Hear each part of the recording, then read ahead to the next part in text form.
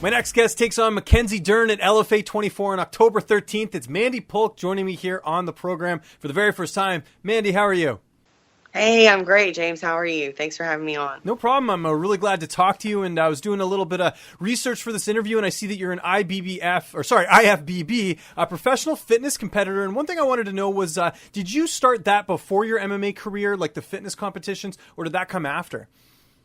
I started it before, but I resumed it after. That's an interesting question. I started competing in fitness shows in about 2003, and I turned pro in 2006. And then I didn't do one for a while again until well into my MMA career, because I thought I'm staying in such great shape, and I got encouragement from the other girls who do it. And so MMA almost got me back into fitness. Interesting. Okay, so they kind of go, because I imagine there's some similarities as far as, the discipline and everything else as far as, what goes into, being an MMA fighter and being a competitor. Yeah, a lot of it is the same, which is why I kind of ventured into MMA to begin with. I wanted something where I wanted to compete in something where the competitors were going to be accountable to themselves and their training, and still make progress within their training, still be able to see I got better at this, or I improved here. Whereas in fitness, a lot of that stuff was pretty subjective. Right. Gotcha. Okay, that makes sense. And I see you're also a trainer and you're a coach as well. You train people, help them get in shape and get them ready for competitions and stuff. Is that fairly easy as far as balancing that along with your training and everything else? Just because you're in the gym and I'm sure they kind of go hand in hand. It used to not be as easy because of the way that I try to approach training my clients. And if any of my clients are watching this, I'm sure that they would know what I'm talking about. But I take a really hands-on approach, and I try to go to my clients' shows with them. I don't like try to baby them or anything like that. I just try to be a really good full-time coach. And then when I started MMA, the thing is a lot of times I'd have to roll out of a practice and run straight to my clients, and they can tell that, and some of that seemed to affect my business at first, in terms of the client volume that I could continue to handle. But I've managed a really good schedule around it and kept some really great clients who know what it takes to compete for themselves and understand when I have to compete. And I've learned how to maintain that professional atmosphere while I'm also competing. It's a good outlet for me while I'm competing to be coaching other people. Cool. That's awesome. It sounds like you got everything figured out there. Let's talk about your last fight. I know things didn't go your way in that one against Katie Collins, but hey, listen, you always learn more from a loss than a win. What did you sort of take away from that fight? To have a game plan, I went into the fight thinking, I'm pretty well rounded. I train. I'm friends. I'm not trying to name drop here like at all. But somebody name drop if you want to, though. I'm cool with that. So you just say whatever you got to say. It's all good for me. I'm good friends with and take a lot of advice from Andrea Lee when I can get it. Not that she's out spewing out advice left and right. That's not really her style. But I love her as a friend, and I've trained with her a good bit. And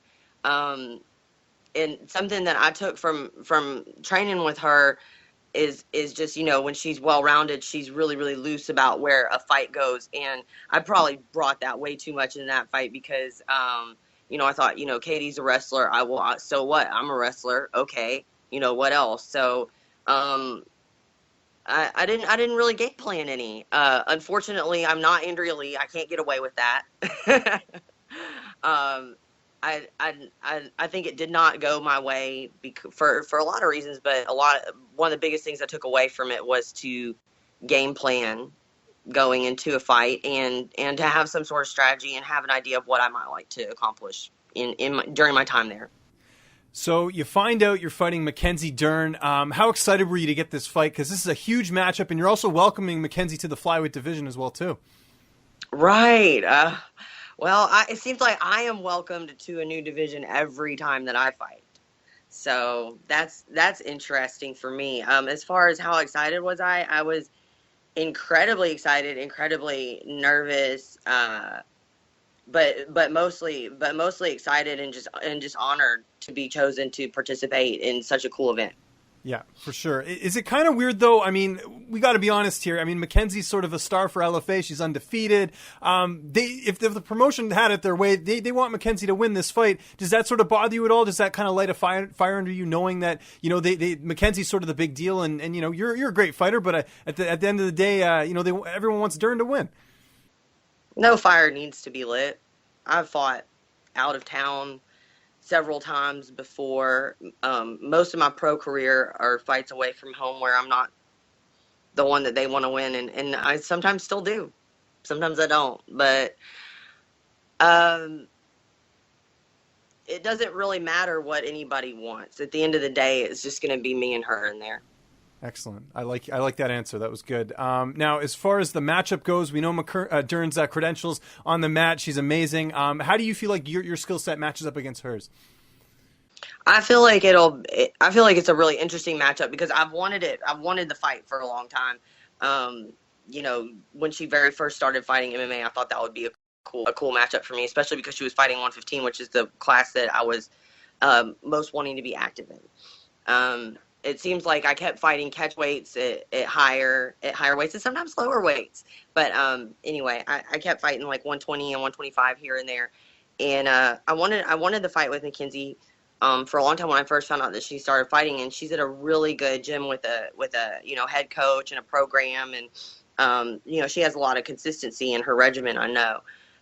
So that being said, now that she's 3 fights into her career, it makes it a lot of a different fight for me, because she's had all this specialized MMA training in the meantime, while she's also just doing professional sports as her life. However, so do I. So it should match up well. I was going to say, let's talk about that. Where are you training right now, and who are some of the people helping you get ready for this fight?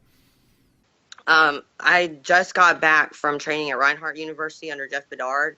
He did really, really outstandingly well in the WEC. Fought Miguel Torres.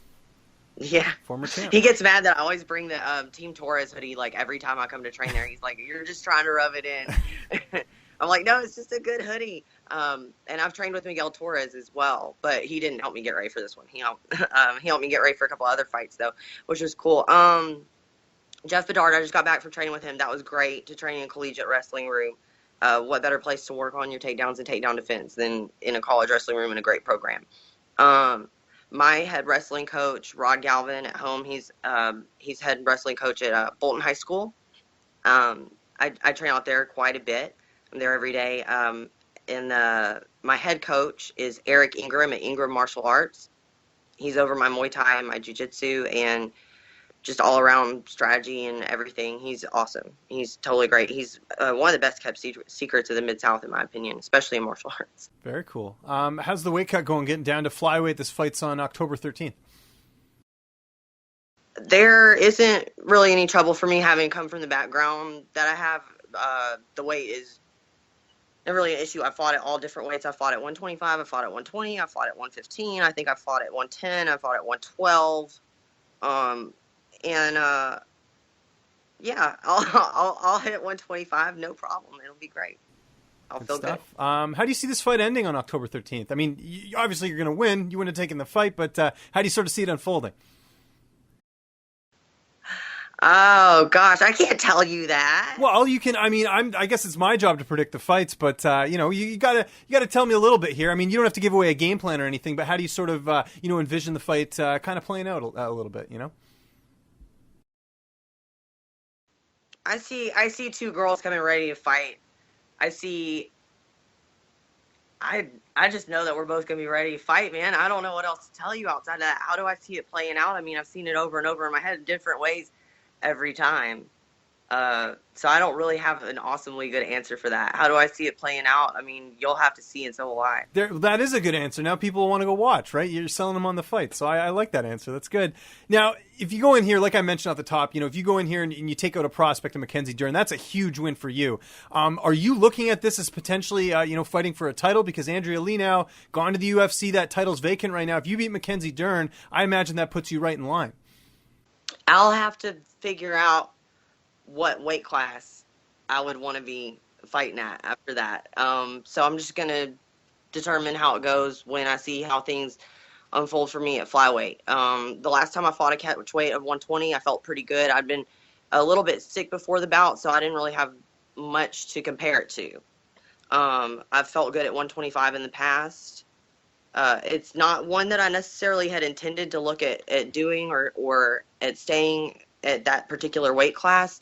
But it was told to me that Mackenzie had to do a weight class and that she couldn't make 125. Interesting. I mean, I'm sorry that she couldn't make 115. I'm sorry. Yeah. I was sorry. going to say, I was like, yeah, because if she can't make 125, we got some serious problems. Right. I don't want to speak negatively against her there. I'm sorry, that was a mistake.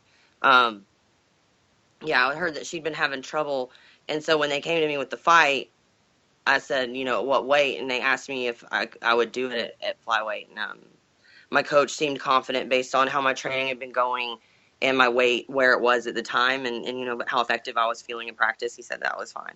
Good stuff. Before we let you go here, what are your hobbies outside of fighting? I mean, we talked about, obviously the fitness competitions and obviously, the training and fighting and everything, but what about outside of all that? What would I find you doing? Yeah, not a lot. No, it seems like that stuff is really consuming, right? I like to do outdoor activities with my friends. I like to do kayaks and parks and things that are easy like that, just like easygoing nature. I just recently started getting kind of good at blackjack, in my opinion, which is interesting because I used to live in Vegas. I should have done it more there. Right. Okay. Interesting. That's good. You ever been up to Canada? You mentioned the outdoors. I imagine you'd have a lot of fun up. No, I want to go to Vancouver really bad. I really want to visit Vancouver. I think that would be an awesome vacation. Yeah, it's like the California, Canada, like a lot of rain, nice mountains, all that stuff, right? So and it's pretty nice people. So there you go. Yeah, I heard it's awesome. I want to go there. That's a dream destination for me. Good stuff. Well, we certainly got to check out this fight. It's LFA 24 coming up here October 13th, live on Access TV. Mandy, it was a pleasure getting a chance to talk to you. Where can people find you on social media? And if you got any thank yous or shout-outs, the floor is yours. At Mandy Polk on Twitter. Follow my fan page, Misdemeanor Mandy Polk on Facebook. And I want to thank Just Heart Apparel, as well as Ingram Martial Arts and Eric Ingram. I gotta thank. I have so many people I have to thank. MMA Roadhog, my new sponsor, Grit Mouth Guards. I thank Just Heart, Cookie Canuck. They're a local eatery that sponsors my efforts. I like to eat. Go there, and of course my coaches. Like I said, I already thanked Eric Ingram. I gotta thank Rod Galvin, Mark Beckwith, Tom Grogan in boxing, and I love everybody who's helped me get ready for this. All my teammates and. Thank you, everybody who supported me.